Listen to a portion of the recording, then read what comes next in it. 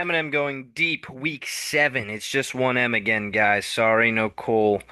Um, Schedules didn't work out. Whatever. Um, but I'm here. Always gonna give you an episode, even when I got a lot on my plate. I'm gonna find time to dedicate an hour to record something, and then dedicate another hour to edit and post it. So here I am. Let's get going. Week 6 NFL season. Some fun ones, some good ones, some bad ones. We'll start with Thursday Night Football of last week. We had the Eagles and the Giants. Giants knock off the Eagles 34 to 17. A little bit of a surprise, actually a huge surprise.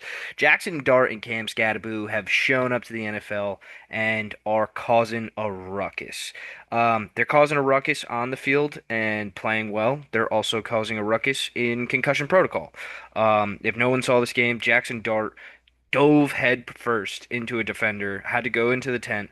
Russell Wilson comes in for a couple plays, literally looks so bad for just a few plays, and Brian Daboll enters the blue tent, leaves, and then Cam Skattebo goes into the tent and pulls Dart out. Fastest concussion protocol I've ever seen. Definitely was concussed, but whatever. To each their own. It was funny. It provides some funny content for some creators.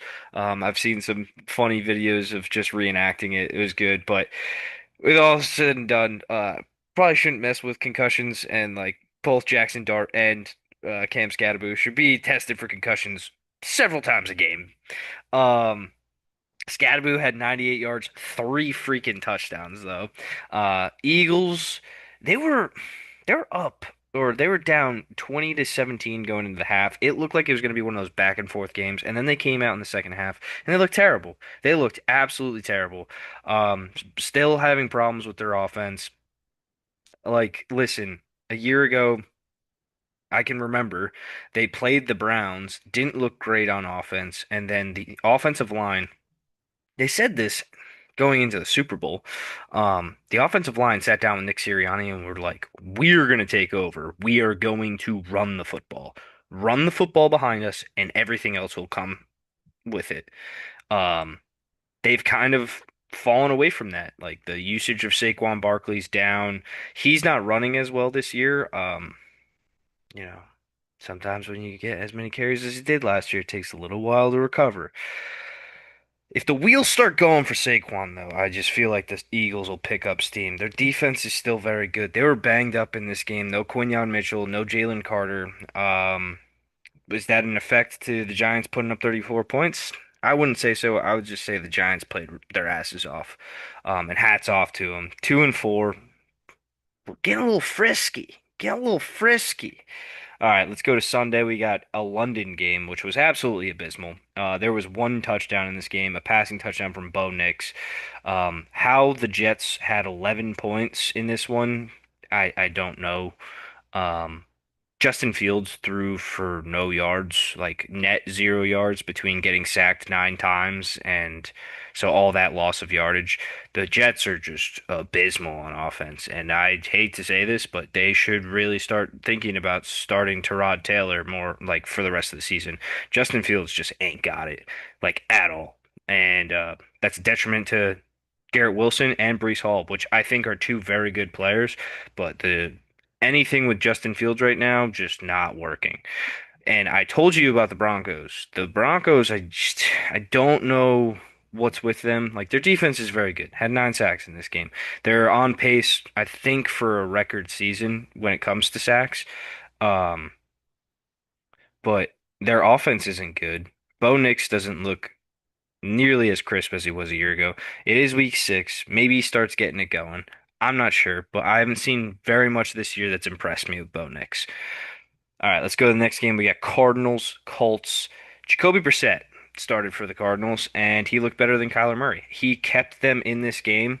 Obviously, scored 27 points, and against a good Colts team, who is now sitting at 5-1. Daniel Jones looks to be a franchise quarterback for them. He is on an expiring contract, so I hope Danny Dimes gets more dimes in the end of the season. Um, Colts are a fun story this season. Shane Steichen really turned something around here. It all stems from Indiana Jones, you know, providing that pillar at the quarterback position for them. And they've leaned on Jonathan Taylor. He ran for another 100 yards in this game and a touchdown. Um, Hats off to the Colts. It would not surprise me though if the Cardinals on the flip other side of the coin, if the Cardinals start fading here and they just start kind of going down a bad trend. Like they had 3 weeks in a row of game losing field goals go against them. It wouldn't surprise me if like I think this week they play the Packers. It wouldn't surprise me if they just get shit canned by the Packers. Next one, Chargers Dolphins. A little scary here for the Chargers. Chargers 29, Dolphins 27. Dolphins really put up a fight in this one. The Chargers and Justin Herbert had to rally late in the final minute for a 29 to 27 victory with a winning kick, Dicker the kicker. Um, you know, Herbert's playing behind a battered offensive line right now. Like Joe Alt's been hurt. Rashawn Slater obviously got hurt in the beginning of the season. He's done for the year. And I feel like they have one other guy out. I can't name him off the top of my head. So Chargers are dealing with a lot of injuries right now. Obviously, they lost Najee Harris for the year, and now Omarion Hampton is on injured reserve, so he's done for 4 weeks. There's rumors swirling about them going into the running back market in the trade market and trying to get somebody, maybe a Breece Hall from the Jets. Um, so that could shore up some loose ends for them, but they're a good football team. They're a well-coached football team under Jim Harbaugh. Watch out for the Chargers. Dolphins on the other side. 1-5 now. Mike McDaniel, obviously, some bad things are swirling. Tua gets up in a press conference at the end of the game and is like, "Hey, we got guys showing up late to players only meetings. Uh, did they have to be there? Like, what's going on, Tua?" And Mike McDaniel didn't agree with his comments the day after seeing the comments. So there's a lot going on in Miami under, like, behind the curtain, and I don't think Mike McDaniel's going to be able to right the ship. And this, I feel like this could be the last we see of Tua as a starting quarterback in the NFL, at least. Next game, we got Patriots Saints. Patriots 25, Saints 19. I will say this is probably one of the lesser games I watched. Um, Drake May did throw for 3 touchdown passes, and I heard a lot about the refs in this game calling some really ticky-tacky things on the Patriots, but not calling it on the Saints. I'm not privy to being like, yeah, that was it. I will say that, sometimes you get a reffing crew that's calling it harder for the away team than the home team, and that's just plain and simple, or just one team harder than the other. Saints put up a fight in this one. Spencer Rattler looked pretty good from some highlights that I watched. Another name to watch out on the trade market is Chris Olave from New Orleans. There's been trade talk about him for a few years now. It wouldn't surprise me if he gets moved. And to be honest, Patriots seem like a pretty good suitor. I know Stephon Diggs has now started to, you know, make his mark and become really comfortable with Drake May, be that reliable target that he needs. But yeah, adding another weapon ain't ever gonna hurt you. Next game, oh my God, we gotta talk about this. Browns at Steelers. Browns 9, Steelers 23. Hey, listen, going into the half, this game was 9-3. I don't even want to really talk about it, but it's the same shit every fucking year with this stupid fucking franchise. Doesn't matter. Dylan Gabriel, I don't think it would matter if it's Shedeur Sanders. A lot of people are blaming Kevin Stefanski, and like I think he's definitely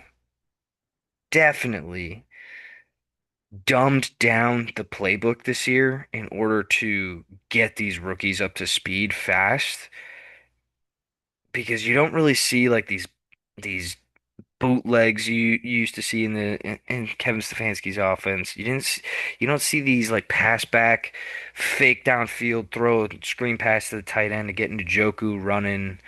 You're not seeing it this year, and you're not seeing these like deep crossers with the tight ends that we saw, when Joe Flacco brought us to the playoffs 2 years ago. So I just feel like there's something missing with this offense. A lot of people are just ganging up on Kevin Stefanski. I really don't think it's his fault. Um, when you're playing a lot of rookies, you have a lot of things you need to teach them in the NFL, like to get them up to speed. I don't think Dylan Gabriel's doing a very good job of spotting out the Mike linebacker that's blitzing, or even knowing who's blitzing on the defense and altering protections for the offensive line, because our offensive line looks like absolute dog shit. Um, but we keep playing a guy named KT Leviston. I think he's probably given up the most pressures and sacks on the year. We trade for Cam Robinson from Houston, and I'm pretty sure he's hurt now. Jack Conklin, we've had him for years, signed him away from Tennessee. He was a great right tackle, great in the run game, pretty good and pretty solid in pass protection. He can't fucking stay on the field for his life. He's played like 4 games his entire career for Cleveland in 6 years. It's abysmal, and we just keep paying him, and we pay him a lot. Joe Bitonio, love him to death. He's the longest tenured Brown. He reminds me a lot of Joe Thomas. He was there when Joe Thomas was still playing. They were the anchors on the left side of our offensive line, but he's 35, 36 now. Sometimes it doesn't even look like he can get off the line. Our center, Posich, sucks. I also don't think he's helping out any quarterback that's behind him right now at altering protections. I don't think he's reading it correctly. The only guy that's been kind of reliable on the offensive line right now is Wyatt Teller, and he's not even playing that well. And then when you go outside of this to the weapons, Jerry Jeudy and Harold Fannin now have drop problems, can't catch a fucking cold. Njoku had one go right through his hands. Can't fucking have that if you want to fucking win. Yeah, and Dylan Gabriel had some really bad passes. There's like a cut up of eight bad passes in this game. He should have thrown one of the worst pick sixes I've ever seen. Another thing that really pissed me off in this game is I think Judkins ran on the wrong way on a bootleg, and I believe that caused him to sit out for like 2 quarters. He is our best weapon on offense. He is our best weapon. Jerome Ford and Dylan Sampson, nice players. How you doing? But they are no Quinshon Judkins. And to fucking make that call to literally take your best player on offense out and just not even use him is just absurd when you're playing your fucking rival in their home stadium. Just fucking absurd. I was thoroughly not impressed with the Steelers at all. I thought that if the Browns could do a couple things, they could probably win this game, but they just shot themselves in the foot, left, right, up, in the ball sack, didn't even fucking matter. They just killed themselves in this game. And that move right there, not playing Judkins, terrible. Aaron Rodgers diced them up. All he had to do was get the ball out of his hands fast. I don't know why Jim Schwartz didn't blitz at all, like at all. Did not blitz and didn't draw up any nice schemes in order to get a free runner at the quarterback. Nothing. Didn't change it at all. Especially when our defense is going to tire like it is because the offense just can't stay on the field. You have to do things like that. What will happen if you cause pressure on the quarterback? You will create turnovers. You'll create interceptions, which barely have had this season. Maybe a sack fumble. Haven't really had any of those. We've had 2 fumbles in the Vikings game, both caused on the running back. Just abysmal, man, all around. Fucking terrible. Like I said, wasn't that impressed with the Steelers. Like, if you wanted me to be impressed with the Steelers, this game should have been 40-9. It wasn't. And that's what it is. Next game we have Cowboys Panthers, another game-winning field goal. Rico Dowdle goes for 239 yards from scrimmage in this one. causing concern for Chuba Hubbard. Is Chuba Hubbard are they going to split this backfield now? What's going to happen? I like Chuba Hubbard. He's a good running back, but Rico Dowdle's making it so he's got to get some touches now.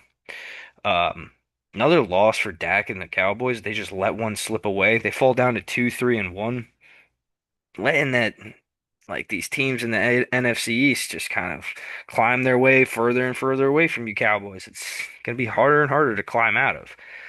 Panthers up to 3-3. That's impressive to me. Um, Good to see, and it looks like Bryce Young and Tet McMillan are starting to get a hookup going, and benefits to them. George Pickens had another big game in this one too, 168 yards and a touchdown. Seahawks Jaguars. Seahawks 20, Jaguars 12. Remember when the Browns traded Greg Newsome for Tyson Campbell like during the week, and Greg Newsome now plays for the Jaguars. Yeah, he got torched on like a 70-yard bomb to Jackson Smith and Jigba from Sam Darnold. Nice to watch. And Jigba went for another 162 yards and a touchdown. He's like unguardable this year. And Darnold just is looking for him every play. Um, Jags suffer a pretty bad loss. Um, Home too. I had this one flipped. I thought this would be like Seahawks traveling in after a bad loss to Tampa. Jags coming off a big win against the Chiefs. They're still at home. I had this one so flipped, man. But crazy to see Seahawks as strong as they are. I'm liking what I'm seeing out of Darnold this year. I didn't really have a ton of faith with him leaving um Kevin O'Connell and the Minnesota Vikings, but he had to go find his own. He had to go find his own place, and he's making the best of it in Seattle. Good for him. And they took a gamble on him. They traded away Geno Smith, and they signed Sam Darnold to the contract that Geno Smith wanted, and it's working out for them. That's great. Next game we got Rams 17, Ravens 3. I knew this game was going to be a sloppy one. I saw the weather report ahead of time, and there was a nor'easter running through the Northeast, and I th thought that there was going to be a mass in Baltimore. And I just thought it was going to create a sloppy game. It was a sloppy game. Puka Nacua gets hurt in this one, bangs up his ankle. Um, Stafford and the Rams though are still able to find a way. Wasn't pretty, but when you're playing against Cooper Rush and Tyler Huntley, you don't have to do a whole ton in order to win a game. Derrick Henry did run for 122 yards, only tw on 24 carries though. That's not the best average. Ravens just need Lamar to come back. Like it's so bad without him. And I don't know how much better it's going to be with him. That's the issue. Next one, another one that I just totally just fucked up. Titans at Raiders. Titans 10, Raiders 20. Obviously, talk of this one is Titans lose. Brian Callahan kind of blames Cam Ward and says like Cam Ward is like not um what do you say? Basically like he said something like Cam Ward's not at fault too. Like Cam Ward's causing problems. This leads to him getting fired. Cam Ward did say today he feels bad for what happened to Brian Callahan because he was just trying to get the best out of the team, and team's just not very good right now. Um, Devin White and Max Crosby had a monstrous game against Cam Ward. They were wreaking havoc in the backfield for him, putting so much pressure on him. Ashton Genty had a pretty solid one in this game. And, Geno Smith, just don't turn over the ball, man, and it'll help your team so much more. Next one, we got Bengals at Packers. Packers 27, Bengals 18. Cole kind of predicted this one. He says it to me all the time, like every year. Every time the Packers come out of a bye with Matt LaFleur as a head coach, they kind of like stumble out of the gate and kind of like struggle a little bit, which is the total opposite of how they were with Mike McCarthy. With Mike McCarthy, they came out firing after a bye week, and they would demolish teams. This one, they kind of struggled in play against the Bengals. They went up 10 nothing quit in the second quarter and into the half. And then on the first drive in the game, too, they were driving right down the field. Jordan Love throws an ill-advised interception, kills the drive, obviously, turnover. And then second half comes out. Joe Flacco just starts slinging it to Jamar Chase and T. Higgins and is like, let me just throw it to these guys, see what happens. Fuck it. And it worked. And they started putting up some points. It made this game a lot closer and it made it feel like the Bengals were still in it. It kind of has given life to Cincinnati fans, and they're like, maybe we can rattle off like 2 wins with Joe Flacco, and maybe Joe Burrow comes back a little bit earlier. I don't think that's happening. Anyways, Packers get the victory. That's all that really matters. Get one at home. They have a couple tough ones coming up. I know they play Pittsburgh in 2 weeks. Jordan Love, 259 and a touchdown. Josh Jacobs really put the team on his back here. 93 yards, 2 touchdowns. Jamar Chase, 10 receptions, 94 yards. Joe Flacco, just get him the ball. The one I had circle in the 4 o'clock window is obviously Baker Mayfield and going against the 49ers with his Bucks. Baker Mayfield, everybody's talking about it. He's down to like his fourth and fifth wide receivers in this one. There's just so many injuries on the Buccaneers right now. They have a bye week, I'm pretty certain, in 2 weeks. Hopefully they can get healthier. But Baker's just putting the team on his back and he's just making plays. Uh, Don't don't don't write off the Buccaneers defense though. Their defense is solid. Vita Vea is a manimal. They have pieces. Levante David is still doing it. And sucks for Mac Jones in this one. He threw 2 interceptions. One of them not really his fault. Receiver turned the wrong way. And then he threw a pretty ill-advised interception later on. Kendrick Bourne, 5 receptions, 142 yards. Him and Mac Jones have just been on fire lately. Um, Buccaneers keep rolling 5-1. Don't have to go down to the final whistle in order to get the victory. That's a solid. 49ers still sitting there at 4-2, even without Brock Purdy and George Kittle. Reinforcements are coming. Sunday Night Football, interesting one. Lions 17, Chiefs 30. Couple of weird calls in this one that really favored the Chiefs, and it's getting a little annoying. Not a little, and it's not getting. It's annoying. It's very blatant, and it's very obvious that the Chiefs get calls, and the NFL needs to do something about this because it's kind of just like people have pointed it out, but it's very blatantly obvious now. Something needs to be done. I don't know if it's Goodell stepping in, probably not, but you gotta just make it fair. It just seemed like when the Lions were getting something going, something was called against them in order to just, you know, advance the Chiefs or help them out just in the slightest. Then at the end of the game, obviously you have a fight break out between Brian Branch and Juju Smith-Schuster. Brian Branch is now suspended for a game. Lions submitted some tape of some players from the Chiefs hitting Branch late and illegally. Don't really like that seeing that from the Chiefs either. Kind of just one of those things of I just want somebody to fucking stick a sock in their throat and punch their fucking throat. I wish the Lions did that. It didn't happen, and it sucks. Lions fall to 4-2. Chiefs are now 3-3, guys. They're coming.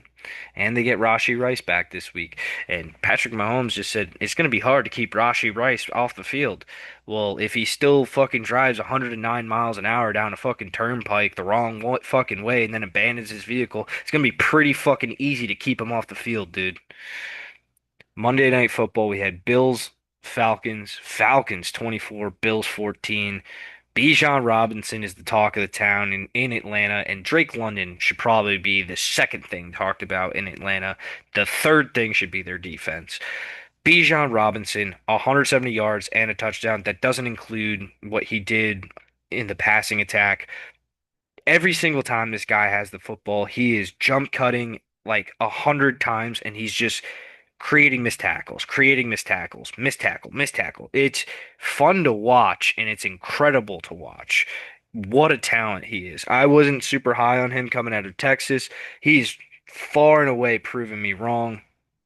He is having a great season, and he's providing a great rushing attack for Michael Penix, who struggled a few weeks ago and now has really bounced back in the last couple of weeks. Michael Penix has also found a great target in Drake London, who he's now leaning on 10 receptions, 158 yards, and a touchdown. And also, not to mention, I said it earlier, their defense is now stepping up. They added a lot of young talent to this defense. They traded up in the draft to get a pass rusher, the kid out of Tennessee. He's performing well. They have guys on the defensive line that are causing pressure for quarterbacks that they play, and they're Jeff Ulbrich is their defense coordinator, and he is drawing up some great blitzing packages in order to put pressure on the opposing team's quarterback. The Bills. I have said it every week of this season. As much as you want to say Josh Allen is amazing and awesome and incredible, and he is, this Bills offense does not move if James Cook is not featured. And this is the second lowest snap share he's had this season, and the Bills offense struggled. They keep putting Ray Davis in and Ty Johnson, and I don't know why. It looks horrendous when the two of them are in. Ray Davis obviously did have a touchdown in this one, but it was a wide open pass, and he just literally wasn't going to be touched for those 16 yards. I do not know why the Bills are refusing to give James Cook the ball. You just paid him a lot of money. It's not like it's his contract year. You just paid him in the offseason. It's wild to me. It makes no sense. And it trust me, if this week when they actually no, they're on bye. They're on bye this week. But when they come out of the bye and they just lean on James Cook, everybody's gonna look at their offense and be like, "Oh, Josh Allen's like back to normal. What's going on?" No, it'll be because James Cook runs for 107 yards and a touchdown. I'm telling you. I I hate it when teams just get into this like idea that this is what they have to do in order to move the ball, or they have to use Josh Allen in order to move the ball. No, you have a great running back. Oh my God, it's so annoying. There was a second Monday Night Football game, Bears Commanders, Bears 25, Commanders 24. Bears played pretty well in this one. They did get, pick off Jaden Daniels. They got a late fumble that really helped them, obviously set up the game-winning field goal. Jake Moody, great comeback story, obviously cut by the 49ers this year, had a lot of trouble with misses in his career, gets his second opportunity here in Chicago. Cairo Santos can't go. All right, Jake Moody, you're coming in. He hits 4 of 5 field goals in this one, and they were pipe jobs, like just straight down the middle. Wasn't gonna miss. Um, the Bears had a great rushing attack in this one. I think we might see this more often. DeAndre Swift, 108 yards. I always knew DeAndre Swift had this like bell cow in him. He has been great at times. Like he was really good on the Philadelphia Eagles. Obviously, they moved on from him because they were able to pick up Saquon Barkley, but great game out of him. Caleb's kind of finding a rhythm. I think he's getting more and more comfortable in Ben Johnson's offense as it goes. I really think that they should probably move on from DJ Moore and just feature Luther Burden more. It just seems like Luther Burden has like a hunger to him and just wants to catch a ball and run a fucking dude's face over. I really like watching Luther Burden play. On the other side of the field, we got the Commanders drop another game that probably in the beginning of the season, Commanders fans had chalked up as a win. They fall to 3-3. Jaden Daniels had a tough time moving the ball. Ja'Cory Cross-Merritt had a fumble in this one as well. Um, their defense doesn't look as good as it was last year. Obviously, in the beginning part of the season last year, the Commanders' defense was very poor. They were surviving by shootouts with Jaden Daniels, and then on the back end, their defense really got it going. But both sides of the field right now aren't really looking like they're clicking. They really don't have a deep attack right now. It's really something that's really hurting them. Terry McLaurin's been out for like the last 3 weeks. They really could use him back. It kind of scared me when he was going to see, you know, second opinions and things like that, making it feel like the injury could be worse than what it is, and he wanted a second opinion. So something to keep your eye out on. All right, we'll head into second down here. Sorry, my voice is starting to go. All right, week 7. Thursday night football, we got Steelers at Bengals. So in the press lately, Mike Tomlin's been talking about how that, oh, the Browns must be smarter than us because they brought in a guy for to be their starter and then they traded him away in the middle of the season. I don't think he's saying that because he's making fun of the Browns. I think he's saying that kind of out of frustration because the Steelers had a cakewalk in order to get the AFC North title this year. With Lamar hurt, the Browns are just the Browns and Joe Burrow hurt. They had a cakewalk. Now they Joe Flacco now gets put into the fold. Does it make the Bengals a playoff team or title contender? I don't think so, but it makes them a more formidable team than what Jake Browning had them as. This will be Joe Flacco's second week with this team, but it's a short week. We we've always seen, some trouble on Thursday nights, a little clunkiness and things like that, because, short week. Could we see a Bengals upset in this one? Not really sure. Steelers traveling into Cincinnati does, give me a little bit of a caution, but Steelers are -4.5 in this one. I'm still going to pick the Steelers to win outright. Little update on standings here. For money lines, I am 55, 29, and 1 on the year. Cole is 59, 25, and 1. Just flip those two middle. Um, I'll get Cole's picks, keep this going. Sunday, we got obviously another London game. There's just too many of them. There's too many of these London games, and it's a problem. We need to dial it back. It used to be like a novelty that these London games were a thing. It'd be like two a year. I hate it. Rams are 3.5 point favorites over the Jaguars. Jaguars, the London team, basically. 3.5 point favorites. Doesn't sound like Puka Nacua is going to play. Obviously, with a flight to London, having an ankle injury, could swell up in the air. Probably not great. Uh, not a great chance for him to play. Jags could really surprise the world here. London always provides some interesting stuff. Last week we saw the Broncos really struggle against a bad Jets team.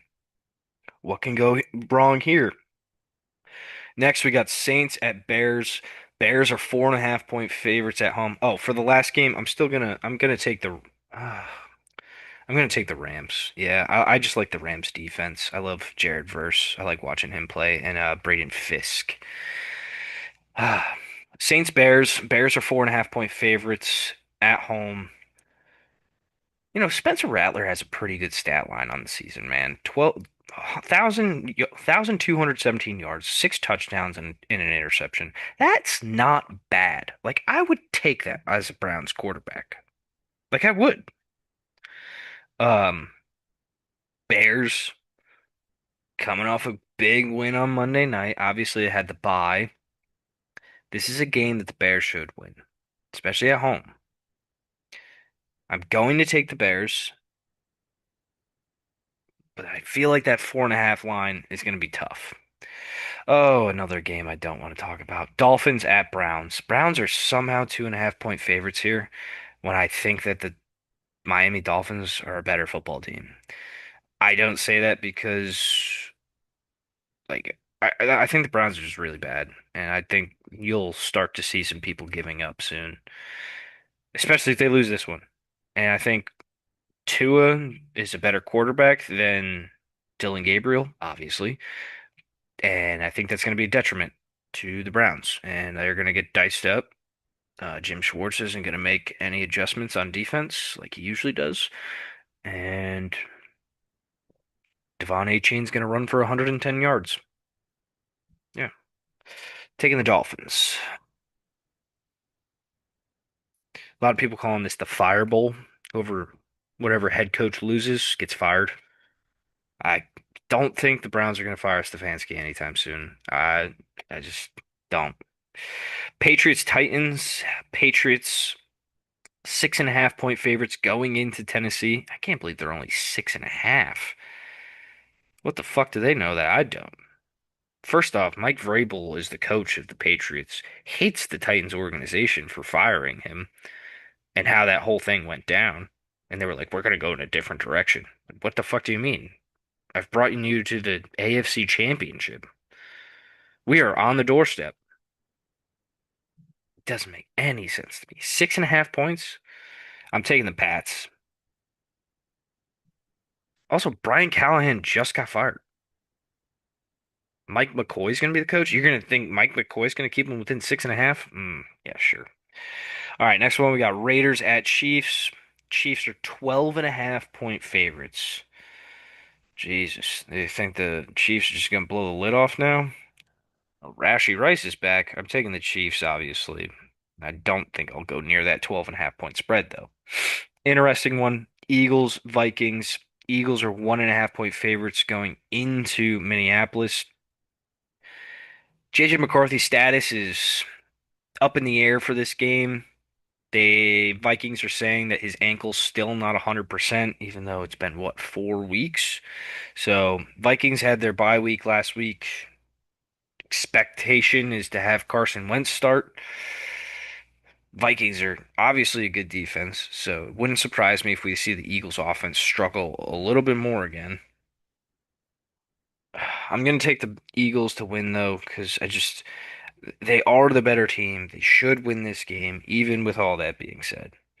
Panthers at Jets. Panthers are 1.5 point favorites going into MetLife. I don't think the Panthers are won on the road. Nope, they're 0-3 away.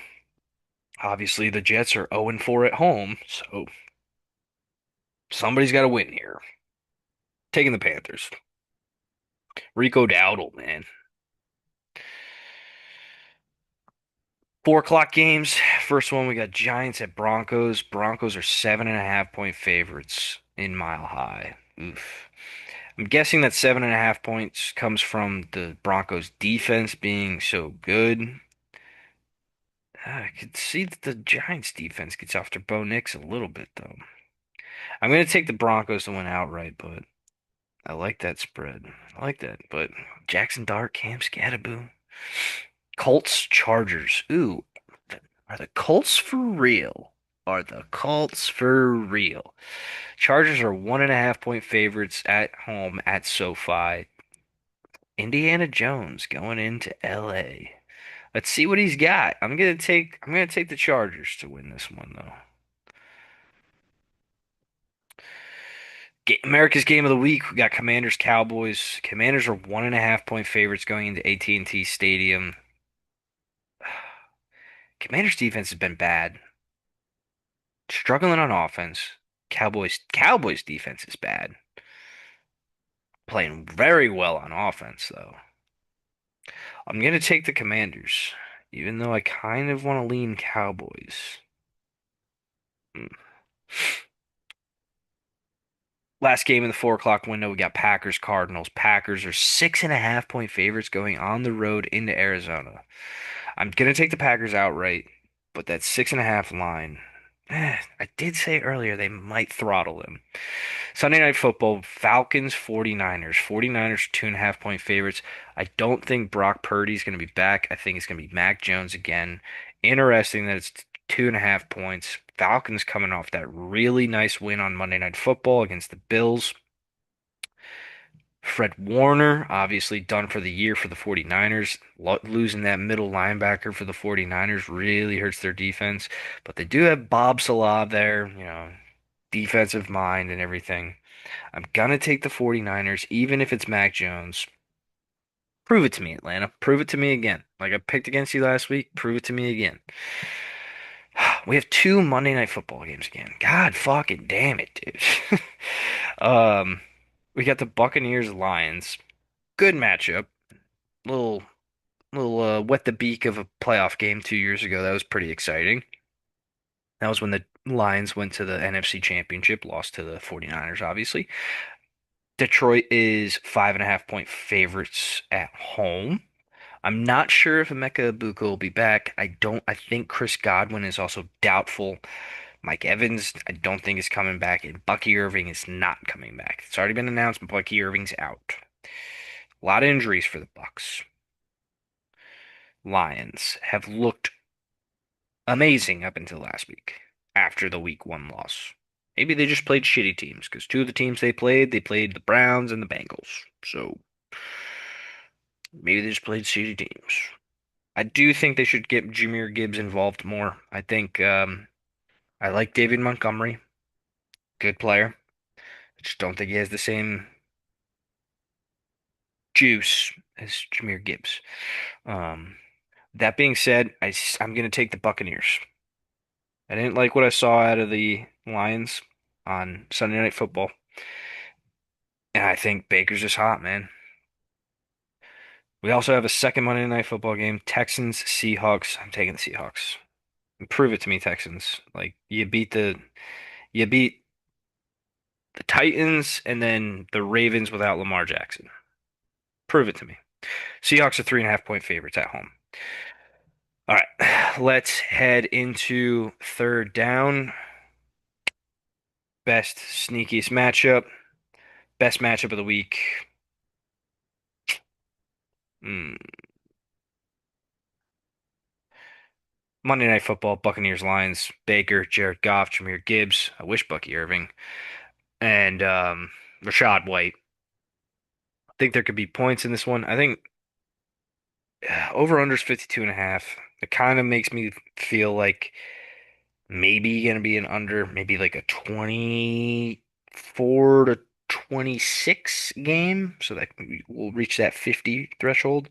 Uh, I just love the talent on this team, on these two teams. It's also going to be a good color matchup. Bucks with their their white and red, and then light blue, the Lions.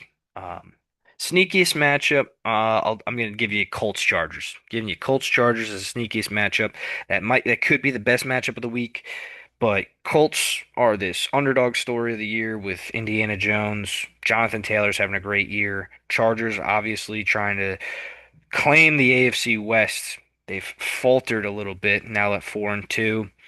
Chiefs are right on their ass at 3-3. Obviously, they still have the win over the Chiefs early in the season, but they will see each other again. Chargers could really use a win here. Um, yeah, that's what I'm going with. Fourth down, locks and upsets. Cole is now 5-1 on locks in the year. Taking the Lions as a lock was detrimental to him. He's for upsets, he's 3-3. Myself, I am 5-1 also on locks. I am 2-4 on upsets though. My lock of the week this week, I'm just taking the Chiefs against the Raiders. Fuck it. Chiefs, upset of the week. I could just take the Dolphins. I think I'm just going to take the Dolphins because I just don't think the Browns are going to beat the Dolphins. So, we'll go into pick six. I am terrible this year. I'm 13 and 23 on the year. My first pick here, I'm going to take the Dolphins plus 2.5 against the Cleveland Browns. I think you will see a team quit there. Um, I'm going to take the Bengals to cover 4.5. I think 4.5 is a little bit too high for the Steelers. I could see some Aaron Rodgers getting sacked or something. I don't know. I'll take the Giants plus 7.5 against the Broncos. Mm. Give me the Packers minus 6.5 against the Cardinals. We're at 4. Give me the Buccaneers to cover 5.5 against the Lions. And give me the Seahawks to cover 3.5. 3, 4, 5, 6. Yep. Seahawks minus 3.5 over the Texans. All right. That is my pick six of the week. We will head into college football. Last week we saw some good games. That 3 o'clock window, we saw Texas play Oklahoma. John Mateer comes back. I don't think John Mateer should have came back that soon. It honestly just looked like he was still injured and like just couldn't throw the ball as well as he was before. Texas knocks off Oklahoma after, the struggles they had the week before against Florida, getting knocked off by an unranked. They were unranked now. They had to knock off Oklahoma. We saw USC kick the shit out of Michigan late at night. Very interesting. What was the early game? It was a good early game. Oh, Alabama, Mizzou. Went down to the wire. Alabama knocks off Mizzou. Um, yeah, good story too. Ty Simpson. Great. Oh yeah, and the big one. Indiana, Oregon. Indiana goes into Oregon, wins 30 to 20. Fernando Mendoza beats Dante Moore. Very impressive win. I very surprised by Indiana. That was awesome. That was a good game through and through. Week 8 in the college football season. We got some good matchups. Every week we got good matchups and we got good upsets. Oh, that Georgia Auburn game last week. A lot of people calling bullshit on that fumble. I don't know. I don't know, man. Sometimes shit happens. Georgia knocked off Auburn, obviously. In the 12 o'clock window on Saturday, we got number 10 LSU going against Vanderbilt. Great matchup. LSU's been struggling on offense this year. Vanderbilt, Diego Pavia, still a great story. Great team. They probably are better this year than they were last year, even though they fell to Alabama a few weeks ago. Another highlight here, we got Oklahoma at South Carolina. The SEC is really beating up on each other this year, so it wouldn't surprise me if Oklahoma going into South Carolina pulls off an upset.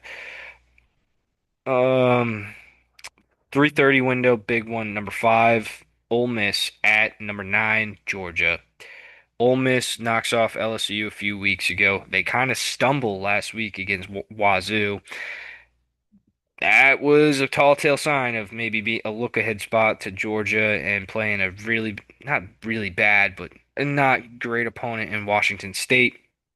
They sneak out the victory. Georgia obviously had their tough game against Auburn. Georgia's battle tested in those games.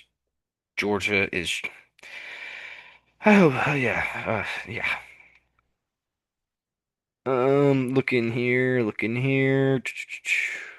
Oh, 7:30.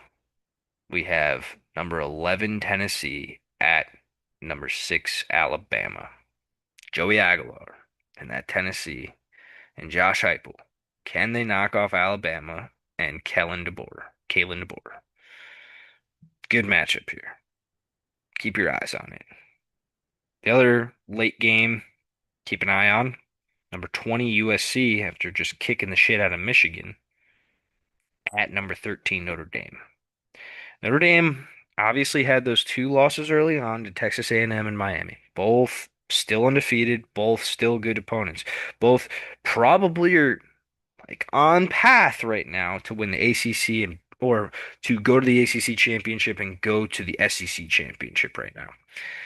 So those 2 losses that Notre Dame has are pretty good losses, even though they're 2. If Notre Dame slips up here and they lose a third game and they don't have a great win on their schedule, there could be some problems when it comes to college football playoff. This is a big game to circle for Notre Dame in that aspect. Can number 20 USC do it? Lincoln Riley. There is also a late game that is a fun one. Number 23 Utah at number 15 BYU. Just another fun one to look out for. That is Eminem going deep, guys. It is late. I need to get to bed. You could probably hear it in my voice. I just am tired. I'm tired, man.